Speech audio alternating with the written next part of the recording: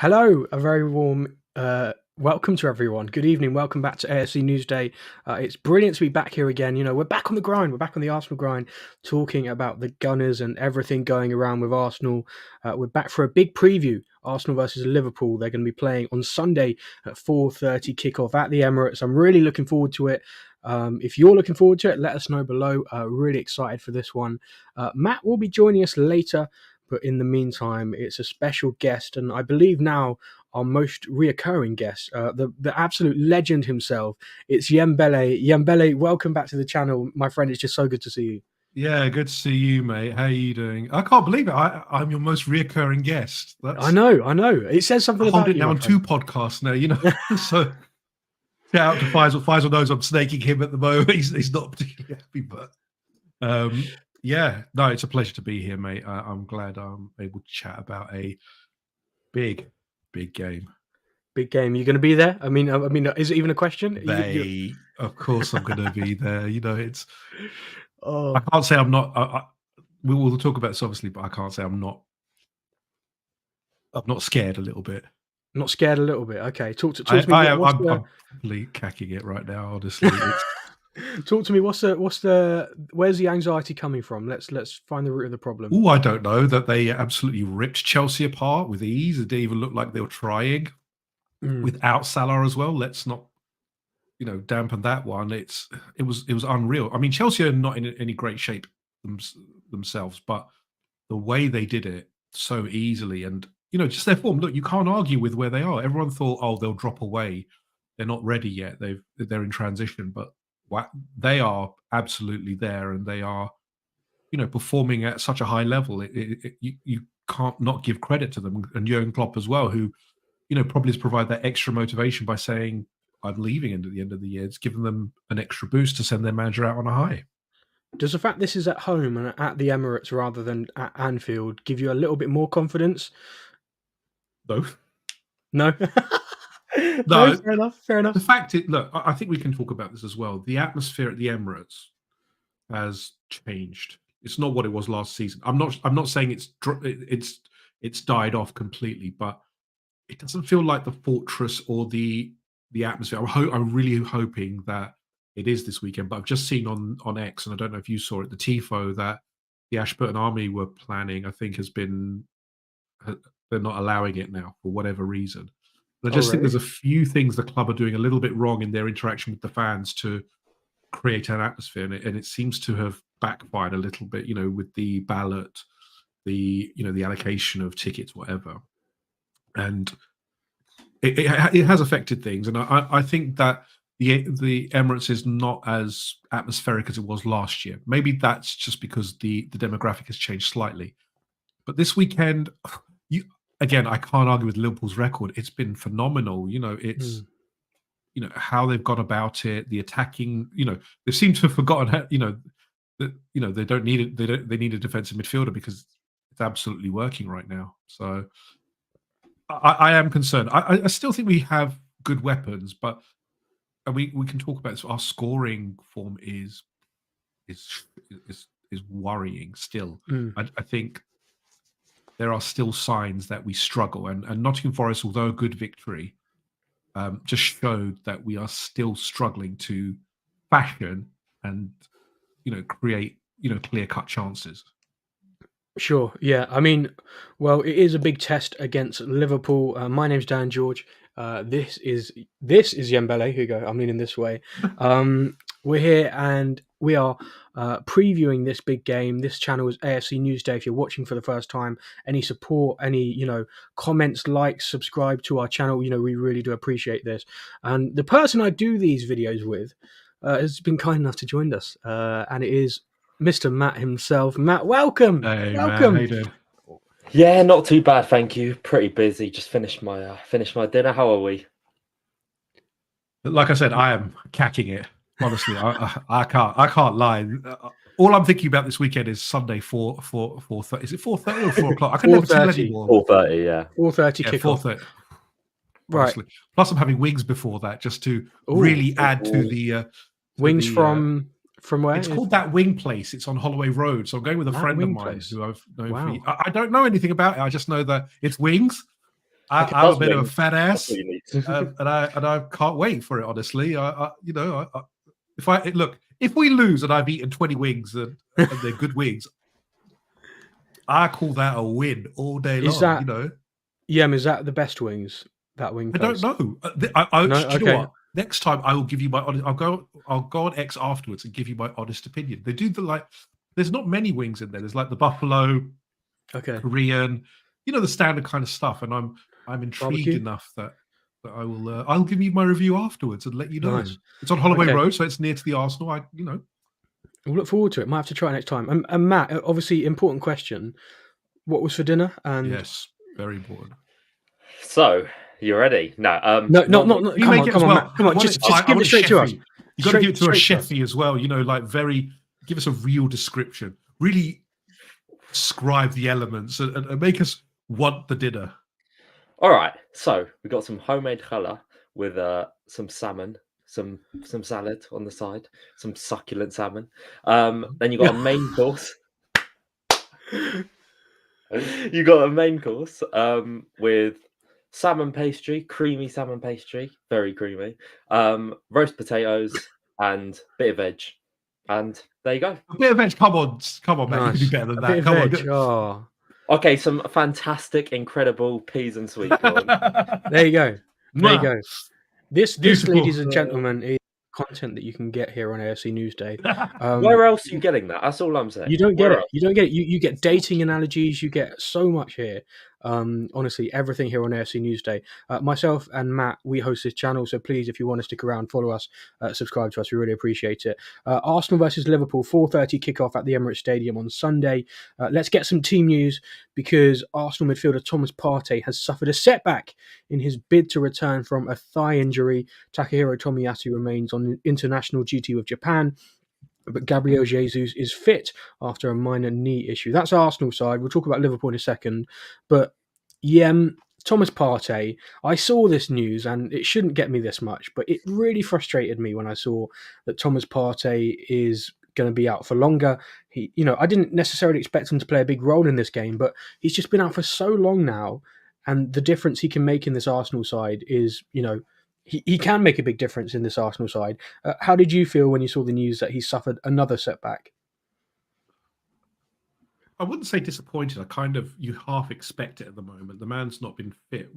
His percentage of fitness is 40%. He's been fit at the time in his career at Arsenal, which is shocking actually.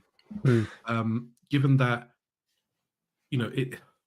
he in La Liga, and maybe this was just a holdover from La Liga, that he was fit all the time. It's crazy that, I know the Premier League is much more demanding, but man, this year the injury just seems to be, whatever this injury is, apparently it was a pretty severe one. It's hampered him since he joined Arsenal. Apparently, thigh injury, yeah. Yeah, it's quite a big, but he's had another setback. I mean, Jurrien Timber's going to make it before he does. And Jurrien Timber's had a worse injury technically. So that's crazy. Even Thiago's seemingly back before. Thiago's fit. Actually, I will say this though. They keep putting these training videos out of Thiago and all this, and he's back and all that. And then all of a sudden, he's got a little niggle. He won't make it. I mean, I can't tell. And Nunez apparently is fit as well now. Well, I mean, I can bring you the Liverpool team news here, courtesy of BBC Sport. Liverpool's Darwin Nunez faces a fitness test on the foot injury he suffered against Chelsea, so it could be a late call with that one. Alexis McAllister is expected to be available despite suffering a blow to his knee towards the end of the game, and Endo is unavailable due to international duty. Salah and Tsimikas remain out. So that's the main kind of headlines from Liverpool. Darwin Nunez could be a late one, still no Salah, so I mean, we can play Zinchenko at left back, and it's not too much of an issue. It always is an issue. I mean, we'll talk. I'm sure we will talk about it, but geez. Yeah, for sure. Matt, how are you feeling ahead of this one? Yem's incredibly nervous. How are you feeling? Bit mixed, to be honest. I've kind of convinced myself already that the title's not going to happen. And I've also convinced myself that if we want any sniff of the title, we have to win against Liverpool. And at the end of the day, whatever form Liverpool are in, we're in front of our own fans. We are a very good team. The metrics back that up. a rocky run in the Christmas type period or the post-Christmas period hasn't helped anything. But if you want to win the league, and even if we don't win the league, if you want to seriously compete for the league, you can't just shy away from these big games. We've got a point at Anfield, but why can't we go and beat Liverpool? Obviously, from a Liverpool perspective, because I don't want to just be big-headed and be like, oh, we should win all this. Liverpool perspective, we couldn't really play them at a worse time. In terms of injuries, we could play them at a worse time. If Salah is out still, then that is obviously a massive bonus. But we played them in the cup, and as well as we did play, we played them without Van Dijk and without obviously Salah as well. But at the end of the day, those are just bonuses. It's up to us to play like we deserve to win the game, to exploit, the space in behind, which will happen if the game becomes a bit end to end, and just put on a very good performance, show that we deserve to be in a title race till the very end, and put right, to be honest, just the recent form, or recent meaning obviously like Fulham West Ham encounters, the points dropped beforehand, because to be honest, it comes to a point where it's not even a feeling ahead of the game. It's a feeling for me that because of the points you dropped at Fulham, West Ham, against Fulham, against Spurs, even at Stamford Bridge, even though we didn't deserve to win that game, all those type of games, you then have to make up for by beating Liverpool at home. And that's just what we have to do. And as I say, we couldn't play them in a worse state in terms of form. They're in fantastic form, but 2 wins on the bounce. It's up to us to make it 3 and thrive, really, because even a draw probably is more or less title over, in my opinion.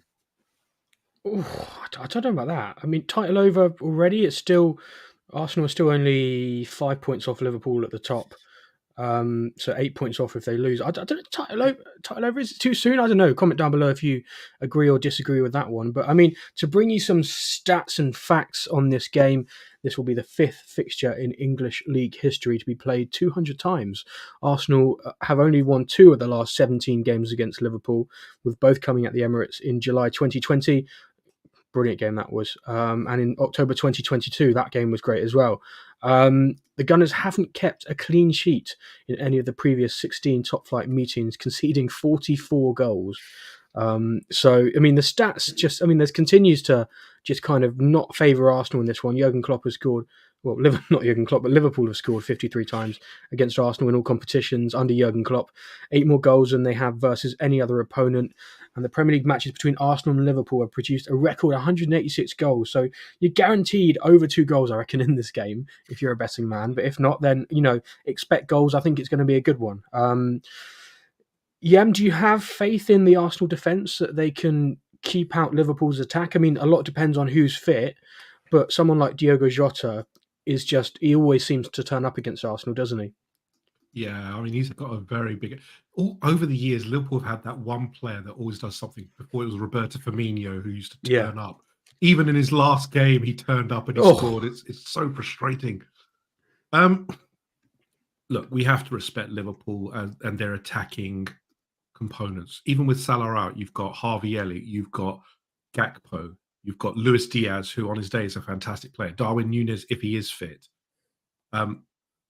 You have to respect that and play appropriately. I think the defense will be Zinchenko. Again, I have doubts on Zinchenko defensively, which is what worries me. I have no doubts in his control, but defensively, even in the Nottingham Forest game, I thought he had problems. Then you've got Gabriel. I don't have any worries about it. Gabriel Saliba, I don't worry about. I thought Saliba for the first time looked a little bit fallible when Awani came on against Nottingham Forest, but he's been superb this season. And then Ben White, who looks a lot better, actually. Ever since the Dubai break, he looks a lot more mobile. He looks less inhibited. He looks free. I know he was carrying an injury, and hopefully that rest has helped him because he looks a lot better. He's overlapping. But I think that's the defence. We've got the best defence in the league. That's proven. The problem is we do have these brain fart moments, and we did it against Forest, which was really frustrating. We absolutely controlled the game from start to finish, and then in the last 5 minutes, I don't understand what happened. It was like we panicked and we let them in, and then for the last 5 minutes, it's the atypical Arsenal where we were. I'm sure you guys were just going, "Oh God." I know Man United fans do this every week at the moment, but we're not used to this that much, So Look, I have faith in our defense. I just think that we have to be a bit more. I know they're all young players, but we have to concentrate for those 90. You have to have full focus. You can see for the most part, we are fully focused, but it's just that few minutes, and then we create the problem for ourselves. Typically, we are our own worst enemies. I always say that because we can beat any team in the world if we are, motivated and full of. But we always have this moment where we drop in concentration, where we drop our level, and then teams always find a way against us. It's not been the case that we've been dominated by a team. I don't think any team this year has dominated us. I think it's been silly mistakes and more or less moments of individual error that have led to issues, and that's what worries me against Liverpool, because Liverpool, we've all said it now. Fantastic team. The Gegenpress is in full effect at the moment. They are a pressing machine, and so are we. Again, the facts don't lie. We are one of the highest pressing teams at the moment. It's going to be really interesting how we structure ourselves in the midfield. I think that's a big one for me. How the midfield will structure will be really interesting. We can talk about it because obviously Partey was never going to play a part if he wasn't fully fit. But do we play Jorginho or do we play Havertz in the left? In that midfield, because Rice and Ødegaard are fully set. But who that last person is a good question for both of you guys. I mean, who would you pick? Because do you go with Jorginho, have that control, or would you go Havertz for the physical presence and a little bit more attacking? Even though I'll be very honest again, I think Havertz is struggling at the moment. You know what I was thinking with just quickly on Havertz, what I was thinking when he came on against Forest, even obviously I know people have gotten his back big time, and obviously the signing is questionable to say the least, with obviously the financial side. But one thing I was even thinking about is he does so much better when the game's in front of him and there isn't like deep blocks to play against. Yeah. When he has space to run into against Forest, in transition, he looked a lot better. When he's had space to run into, he looks a lot more effective. But when he's against a deep block, it's genuinely like putting a tree in midfield. But I like that analogy. It's like putting a tree in midfield. Kai, if you're watching, I'm a big fan. No, yeah. No, I'm a big fan of trees. I'm a very big fan of trees. So all right, Matt. Stop digging. Big fan of trees. Stop digging. Yeah, it is interesting. It's interesting. Kai Havertz will continue to be a topical debate, but a man that actually started over him in this game was Emil Smith-Rowe, which for me was incredible to see. Great to see him getting a start back in the Arsenal side. What did you make of Smith-Rowe's performance? And man, I'd love to see him retain his place for this Liverpool game, because I really think, I think he can make a difference. And I think that in that position, he's better than Havertz. I agree. He's better than Havertz. To me, what I like about Smith-Rowe, and I don't think, look, you can't judge it after one start and one half performance against Crystal Palace. The boy has been out for so long and has not played full games, but we all know what he's capable of when he's on form. His link up, his sharp movements in the half space, and his goals. But he needs time. This is a boy who needs to build up his confidence again in terms of how. But what I liked was he was more definitive. I don't know about you, but I found he was more definitive with his actions.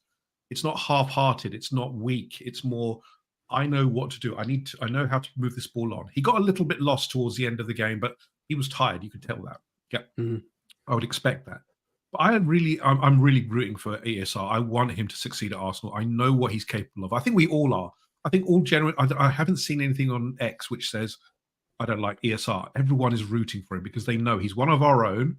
And I know that's really biased. I think that's, we're being really harsh on ALN versus a buy that we have. But I just feel that he's a bit more solid and he looks a bit more dependable in that left 8 position. He moves the ball a bit quicker. There's little movements. I saw, it wasn't a great performance from him in the 1-1. It was, he was there and he had a good few minutes. But what I liked was I could see the little shoots of that's the ESR I know, the little give and go, the move into the half space, the shot. When he had the shot, I thought that's more like the Emil Smith-Rowe I know. He just needs the confidence and the minutes. And I was really pleased that he started. I don't think he'll start this one. I think it's just a big game has just come too soon for him. He may start against West Ham because I think that's maybe the next step up if Arteta, I think he will come on in the game if the game is looking edgy or if we're more comfortable. I think he's certainly got a role to play. I just think this game has come a little too soon for Irassar, but I'm absolutely rooting for Emil. I want him to succeed. I don't want us to lose him. Yeah, absolutely. It would be a disaster, in my opinion, if you lose someone like Smith Rowe. I mean, you look at someone like, a side like Chelsea losing Mason Mount was a huge blow for them. As how it looks on the club, I think it's a really tough thing to see. And if Arsenal lost Smith Rowe, then not to compare the two as players, but as stature from within the club, it would be a big loss for Arsenal as well. I wanted to bring up a slightly funnier point because Arteta had his press conference today, and he's been talking about the Ben White and Alexander Zinchenko incident after the Nottingham Forest game, and the two of them had a little bit of an argument. They had to be separated. We've seen this a few times with Arsenal. I don't know if you guys remember the Fulham game was it the opening game of the season when Danny Ceballos and Eddie Nketiah had a little bit of a bust up. There's been some, even in the documentary, it was Cedric and Lacazette having a little bit of a bust up. But this one was, it didn't get physical, but the guys were having an argument. And Mikel Arteta said today that, when asked how they've been getting on since, he's like, oh, they're fine. They've been in the same house the past few days, sharing wives and everything. It's fine. They're living together now. They're best mates. I mean, I would have loved to have seen the reaction in the press room when he said that. But it's bizarre. He said, you don't argue with someone if you don't have a great relationship. This happens because you have the trusting chemistry with someone to react the way they did. So, what do you guys make of that? I mean, Matt, it's just Mikel Arteta is best, isn't it? I think you're just wanting to turn this into a relationship podcast, to be honest. I think if the name changes, let's get the candles out, some soft music on it, and let's chat about them. But Arteta's a funny guy. He makes very intriguing analogies. I can't remember what it was against Newcastle or after Newcastle away on Havertz, but it was quite a funny one too. He's a character, that's for sure, and he's great to listen to with conferences, and it's always interesting to hear his range of answers. Interesting comment, to say the least. Definitely, yeah. It was great when I was able to last season sit through some of those press conferences. Just the way that he is just intriguing. Just to observe Mikel. Very interesting character, very cool guy. But I mean, let's talk about our team then for Liverpool. Arsenal versus Liverpool at the Emirates. We're previewing it here on AFC Newsday. Please follow us or subscribe. We really appreciate you being there. Let's talk through our team, guys. Let's go through the 11 starting in goal. Can we all agree David Raya, he's going to maintain his place? Yep. Right back. Again, I feel like we did this last week, and I feel like it almost writes itself bar kind of one position. So, I mean, across the back four, personally, I'm going for Zinchenko, Gabriel Saliba, Ben White, Gabriel Saliba, Zinchenko is what I was going for. Anyone want to throw a spanner in the works there? I don't think you can change it much, can you? No. I mean, you've got the option of Kivior at left back, but I still think you'd choose Zinchenko. The more I see of Kivior, I don't know if it's the lack of game time or just his development point at the moment. I have concerns around his reading of the game at some point. I think a loan would have maybe helped him a little bit, because I think the lack of game time is hurting him in his development. He's 22. I think it's a little bit. It's a bit of a problem. I would have, if Timber was fit and he was the Timber that we think he's going to be, I think he would have been a shoo-in into the squad, because I think in this kind of game against a very fluid front three who are pacey, etc., I worry about Zinchenko defensively. I have no, as I said at the outset, I have no problem with him on the ball, but off the ball, there isn't. I have deep worries about his. The weird thing, though, with the Zinchenko, when you say you worry about him defensively, a few of his mistakes have come more down to just loss of concentration and losing his man sloppily, which is a bit. It's not even like he's getting done one-on-one like people always bring up. He just doesn't. For him, he's so lazy as well, tracking back. I've noticed. When he makes a run up front. Yeah. In the Nottingham Forest game, I noticed when they broke, he was literally halfway back up the field. I was like, "Where are you, man?" everyone else is busting a gut to get back. It's like Declan me Rice on my. literally. It's like me and my Sunday league team. But this is Brilliant. my problem is, and this is my problem with Zinchenko. Zinchenko likes to be very. He thinks because he's an international and he's won things with Man City, that gives him the right to dictate. I am this. This is who I. I make the orders, and I'm telling you what's wrong. But you need to look at yourself, mate. You lose your position way too often. The facts are the facts, and our good friend Waleed says this. Most of the goals we've conceded have come from his side, and that's not a the facts don't lie about these things. He has got defensive issues. We compensate massively. Gabriel is a machine. We love Saliba, but Gabriel is a machine because he covers two positions effectively, because he has to cover Zinchenko's problems all the time. It's crazy how this man can say, yes, we should be winning things. Okay, fine, mate, but look at yourself to actually, improve yourself, get back a little bit, put some more effort into, tracking back and not just hanging up the field. It's really frustrating with him. Mm. It's almost an interesting conversation because you have a lot of. It's a very interesting conversation, Matt. That's why we're talking about it. Not almost an interesting conversation. It's very interesting. Sorry, carry on, Matt. Fantastic. It's interesting in terms of you look at other fullbacks in the league. There's a lot of top fullbacks, but a lot of them do have defensive frailties, and it's all about, do they compensate for that in the offensive side of things, or what they give on the ball, or their overlaps, etc., etc. And it's interesting because obviously Zinchenko's far more of an inverter than anything like that. But when in a game like Forest, for example, he was a big reason towards us sustaining as much as we did, but he's potentially also a reason we didn't create as much as we should have, especially in that first half, because he held onto the ball for a bit too long. But then obviously that also goes down the defensive side of things too. And when we do concede more goals than we should do, it does, become a bit of a question about him, as you say. It's just important to be well-rounded and cover that side of his game, even if he's not that good defensively. Although I think he's actually improved in that regard this season. It's just been the silly things like the Wolves goal. Yeah, exactly. The problem is that against Liverpool, who are very clever in that final third, the movement and the quick movement. The quick move is going to be where I have concerns around Zinchenko. He struggles with that. As Albrecht's saying in the chat, who fills in that space? It's Gabriel or it's Declan Rice. And Declan Rice can't do everything. He's a machine, yeah, no doubt. But you can't compensate that much when Zinchenko goes from left to right, up and down, all around the houses. Look, I respect that he has ability. He's got massive ability. Passes the ball very well, controls it, and can give us a bit of control in games.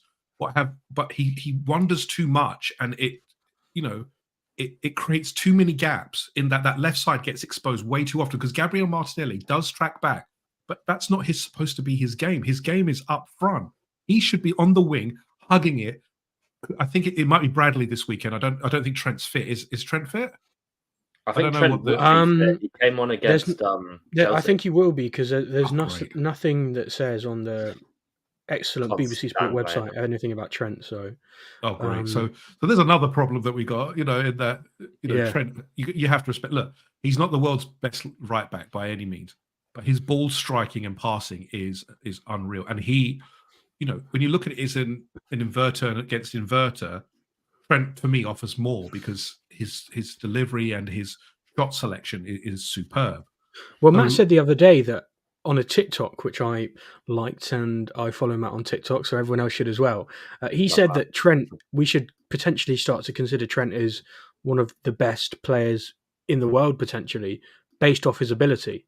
I mean, Matt, don't let me misquote you if you want. No, yeah. I mean, I just think when you think about Trent, he's just a complete and utter game breaker. You can't account for Trent.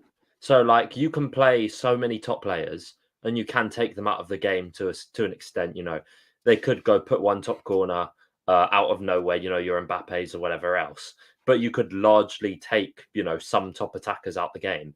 But with Trent, you can't really take him out the game. You take, when that I made the video after, I think it's the FA Cup game we played against them. One touch, bang, 70 yards, they're clean for own goal. all of a sudden sustaining pressure. You can't do a thing about it. You can't defend it. It's just hoping that his balls aren't absolutely lethal every time, which they are. So, but that's what they will do. This is the other worry, that they will do the cross-field pass with Trent is a different level, is absolutely a different level. His technical level, as Albrecht says again, it's world class. There is no doubt about it. It's world class, and we know what they'll do if there is pressure, and we will sustain some pressure on their back line. That's inevitable. But the release and the transition is so quick that we have to be back. And again, I'm not trying to. Well, I'm bashing Zinchenko. This is my Zinchenko bashing moment. It's a free space. You can do what you want. Thank you. I will do, and I'm going to go hard on this one. In the transition, let's be honest. We don't want to get demonetized. So, hey, don't worry, we're not that big yet. We'll get there. In the transition, I'm joking.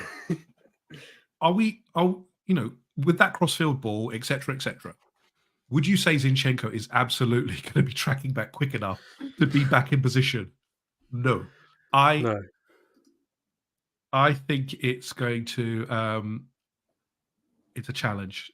Trent offers just that different level of ball striking and an outlet in terms of he will get the ball upfield within, with a beautiful crossfield pass or a well aimed ball. He is that good. And how do you nullify that? You have to dominate the midfield, and can we do that this weekend again? Can we suffocate them of the ball? That I don't think so. I think Liverpool is such a good team on the counter and at the transition that it's very hard to do that. Oh, look at this! Look who's Faisal himself, the latte firm himself. Just to say, Faisal, I hope you don't mind us nabbing Yembele for He's just a temporary thing. He's already called me a snake already. The first minute he called me a snake. Has he? Oh, nah, it's all Faisal, he's all yours after this. I promise. We're not trying to steal him. He's just incredible, like you. He's incredible, like yourself. So, yeah, sending love. Hope you're well, my friend. Matt, are you going to the games on Sunday? Couldn't tell you, to be completely honest. At the minute, no, but that's been the case for a lot of games. I'm not optimistic. Yeah. I'll be honest. I'm not. Are you going through the ballot? Are you trying through the ballot?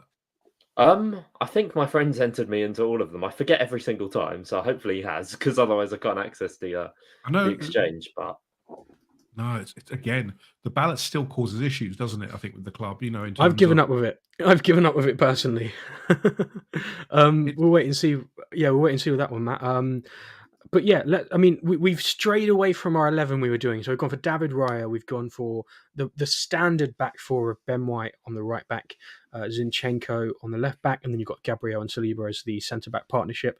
In this game, as much as I love Emil Smith-Rowe, I think I would go for Jorginho and Declan Rice as a two in front of the back four in midfield.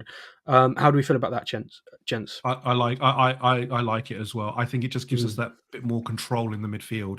Yeah, it's not the most attacking midfield, but you then allow the front three or the front four, if we call it that, to have a little bit more freedom, knowing that there's some more comfort behind. Because again, Havertz is very good at tracking back. His numbers are really, really good in his defensive play, but he's not a central midfielder. He's an attacking midfielder. For me, I like the idea of it. I think Jorginho adds a bit of control, but where do you put Declan Rice and Jorginho? Who goes to the left 8 and who is the 6? I'd keep Declan at the 6, because I think still in a physical battle you want Declan to be there, and then have Jorginho just a little bit ahead. That's me personally. I don't know about you, Matt. Yeah, I agree with that. To be honest, for the last about 15 minutes, I've been thinking of a way of making a J2O joke, but it hasn't quite come. So I've left it. I'm glad you haven't succeeded, Matt. I'm glad you haven't succeeded. Your tweet the other day was disgraceful. Your tweet was a disgrace. Honestly, I should call you out. I should have called you out. I think it might be gone, I'm afraid. Honestly. Oh, you've gone for the deletion, have you? You got to put that little chest up. No, Matt, it's like this whole COVID inquiry, isn't it? Oh, my WhatsApps have all gone. What a strange coincidence. It's not happening. Honestly, now. I woke up like yesterday and I just didn't see it. I was like, what a shame. In my sleep. Delete. No, you're a disgrace, Matt. What was... Oh, no, it's still here. It's still here. It's still here. Go on.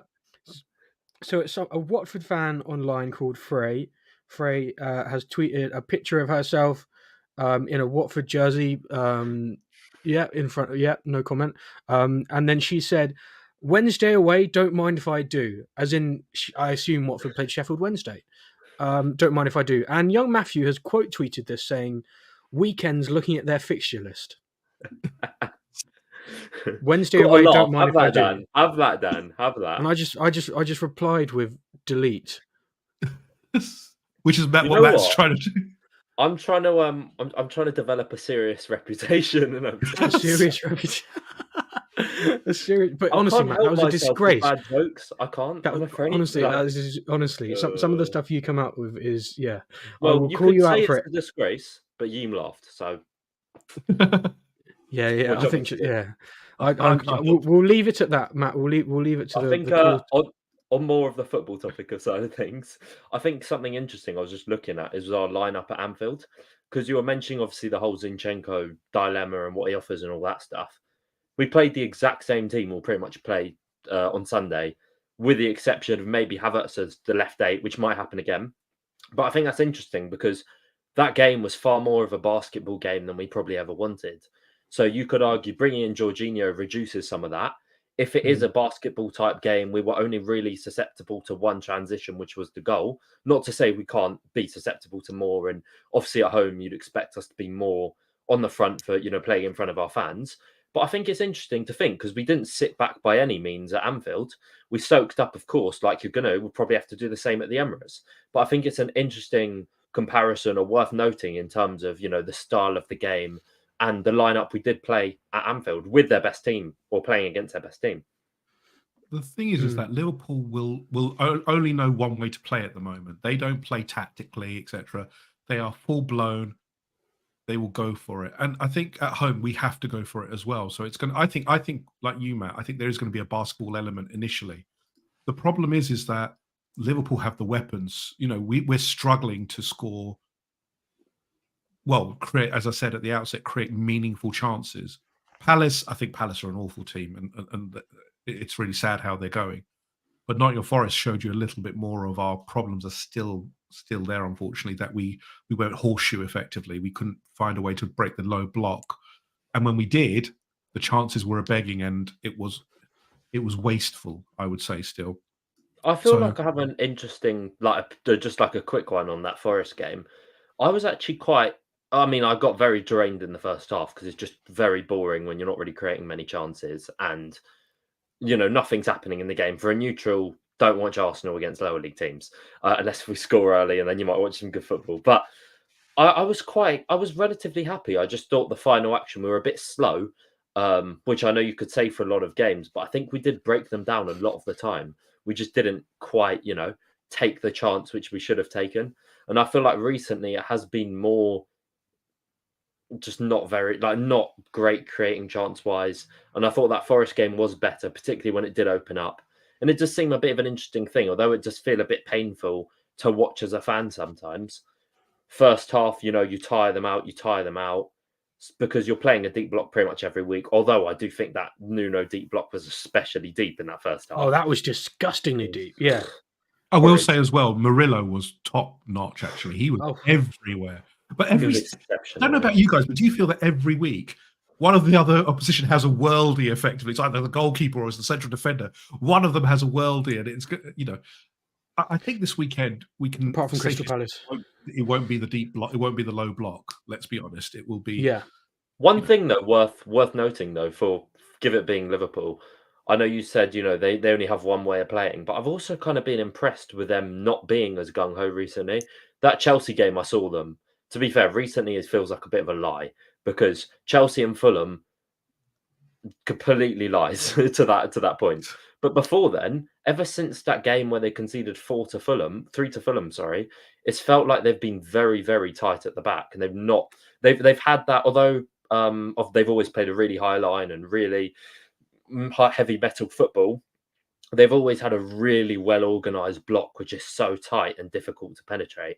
And that's something I saw returning a bit recently, which I was quite impressed with. So that could be what's interesting now is that they're playing effectively 3 centre backs, aren't they? Joe Gomez, Van Dijk, and Konate. Konate, yeah. Konate's been very good recently. I will have to say he's been on very much on form. Joe Gomez has done really well actually in the left fullback. And then obviously you got Bradley, who's a little bit more of a roving wingback. So I agree with you, Matt. I think they have changed defensively, but that might be a consequence of they're playing three centre backs effectively who aren't as gung ho. You know, when you got Robertson, it's very easy to have him roaming up the field, etc. But Joe Gomez is never going to be that, and that's the interesting one. That you'd hope that we'd have the weapons to go at Joe Gomez. But having said that, Saka was pretty ineffective against him at Anfield. To be fair, I think it was, they have it was the hair though. He's re-dyed the hair now, so he's fine. They have a massive selection problem, Liverpool, which is a very good thing to have. Sorry to interrupt, but when you say about playing Gomez, to be fair, he's played quite or come inside a lot, had a lot of shots. There's still that joke going around that he hasn't quite got his first goal for Liverpool, but hopefully that doesn't happen on Sunday. But in terms of, I had to say that just so it's not just it's going to happen now. It's going to happen now. But like you look at Liverpool's options now. You've got Robertson, who came back a few weeks ago, but hasn't quite got back to full fitness, so to speak. But he could start a game like that. You've got Trent, who's back now. He could start a game like that. You've got Bradley, who's almost undroppable, but it is Arsenal when you have got Trent and Robertson in the pecking order. So it's very unpredictable to say what Liverpool's defence will be in terms of talking about, the defensive side of things for them. So I think that's just an interesting thing to mention. Definitely, Matt. No, yeah, it's a very good point. And we could see either of those line up on Sunday at 4:30. Gents, let's wrap up the team real quick. So we're going, we've said the defence. We've got the sitting midfielders of Jorginho and Declan Rice. Martin Odegaard just in front, no complaints. And then I think the rest of the team pretty much writes itself. You've got Saka on the right, Martinelli on the left, and then Gabriel Jesus down the middle. If Jesus is fit, if Jesus is fit again, it's very touching. It's always touch and go with Jesus. But one thing about Jesus in these games, actually, he does do well actually against their defenders. Big game player. He is a big game player. The only thing we obviously know about Jesus is he doesn't score the easy goals. He scores the hard ones, can't score the easy ones to save his life. But it's you want him there against that defense because you want him to create that chaos, make them unsteady, give Saka and Martinelli a chance to get in behind. Did you see that quote from him midweek? I thought it was really interesting. It more signified a different approach. Oh, have we lost Matt? We've lost Matt. We've lost Matt.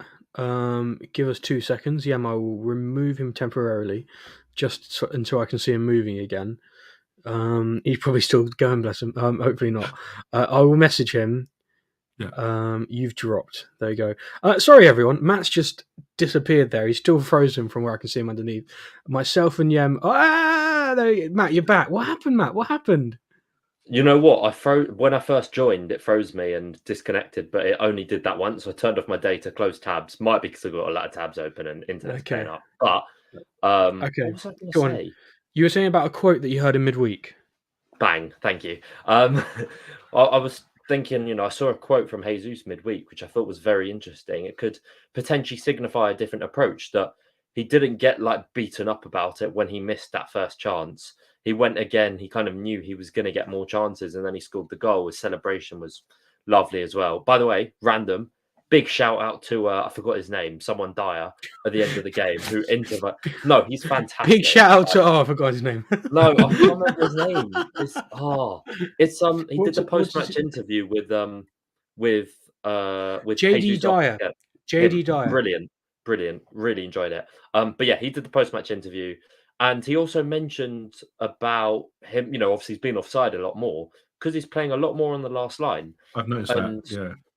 That's big towards, being a number 9 for Arsenal. Obviously all the 9 talks is massive he stays fit. But I thought that approach is potentially different, interesting. Obviously time will tell when it's important he stays fit. But that could be a very big thing in terms of his goal-scoring contributions in the rest of the season. 100%. I saw those quotes and I thought the same thing as well. I thought they were very interesting. Gents, I have I've got to head off. I'm going to the pub on a Friday night. Don't do it often. You're not sacrificing for the podcast? No? So that's why we needed to been start 8 p.m. sharp. 8 a.m. 8 a.m. Yes. That's why we need to start at 8. I'm going to I'm seeing some friends. I've had a long day at work and I've come here to see your beautiful faces, and it's been brilliant chatting about Arsenal. Before we do head off though, I did want to get some score predictions from you. Matt, you look like you're struggling. Yeah, you're struggling too. Right, I will say right now. My connection's frozen. Connection's frozen. Do you know what? I'm gonna say it first this week because Matt said my score prediction last week, and you were wrong, by the way. I said 3-0, you said 2-0, and it was 2-1. So I said 3-0, and you said no, you said 2-0. 4-0. You said 2-0, Matt. You said 2-0, Matt. Let me check my predictions I sent to no. So for this game, I'm going to go first. I'm going to say Arsenal to win by 3-2. I can see it being similar. You think we're going to score 3 goals? Wow, you are dreaming. Well, there's not going to be a disgusting low block like there was. 3-0 against Palace. I'm not having it. Anyways, Karen. Against Palace? Yeah. Matt, Arsenal played Nottingham Forest last. I said 2-0. No, I said You said 2-0. You said 2-0. Oh, I did say 2-0. Yeah. I thought you were about Palace. Okay, blame the sleep. Long day. Doesn't happen. I'm going to say Arsenal to win by 3-2. Yembele, please can I have your score prediction, my friend? We'll go with a 2-1 Arsenal. And that's even saying something they're going to score 2. Copycat. Albrecht has said he reckons Arsenal 2-1 win as well. He's with you there, Yem. Big shout out for you for being involved in the chat. Appreciate your comments. Matt, prediction, please. Gritted teeth. Look at those. Look at the teeth. They're gritting. There's anything they can't.